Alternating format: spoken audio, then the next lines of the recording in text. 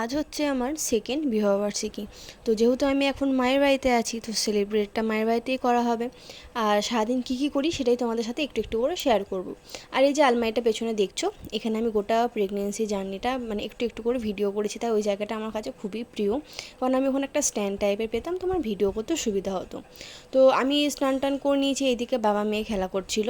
ওরা ঘুম থেকে উঠে ওই করছিল, মেয়ে আমাদের একটু লেটেই ওঠে, তাই ওরা দুজন খেলা করছিল। আমি ওদিকে স্নান টান করে রেডি হয়ে গেছিলাম, তারপর চলে গেছিলাম পুজো দিতে।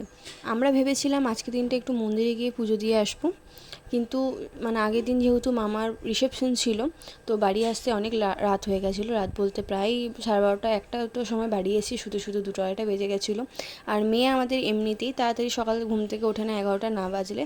আজকে তো অনেকটাই লেটে উঠেছে, তাই ভেবেছিলাম থাক আজকে মানে এমনিতে ঘরে পুজো তো দিতামই, ঘরে পুজোটা দিয়ে রাখি, মন্দিরে নয় সন্ধ্যেবেলা যাবো। আর 12টার সময় তো মন্দির বন্ধ হয়ে যায়, মেয়েকে ঘুম থেকে উঠেই রেডি করতে, পরিষ্কার করতে, খাওয়াতে অনেকটাই টাইম চলে যাবে, তাই আর মন্দিরে যাওয়া হবে না। তো সেই মতো স্নান টান করে আমি গোপালকে ঘরে সেবা দিয়ে দিয়েছিলাম, আর গেছিলাম সন্ধেবেলা মন্দিরে। আর এদিকে ও ঘুম থেকে উঠে গেছিলো, তো ওকে আগে ঘুম থেকে উঠে যখন তোমরা তো দেখতেই পেলে বাবা মেয়ে খেলা করছিলাম, এদিকে পুজোটা সেরে নিয়েছিলাম। তারপর চলে গেছিলাম ওকে পরিষ্কার করতে, তেল মাখাতে, স্নান করাতে, সমস্ত কিছু ওকে রেডি করে দিয়েছিলাম।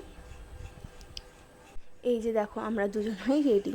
তো চলো এবার মাকে কী খাবার করেছে আমাদের জন্য সেটাই দেখি। আসলে আমি মাকে কিন্তু বলিনি যে আমাদেরকে একটু সাজিয়ে খেতে দেবে আর কি।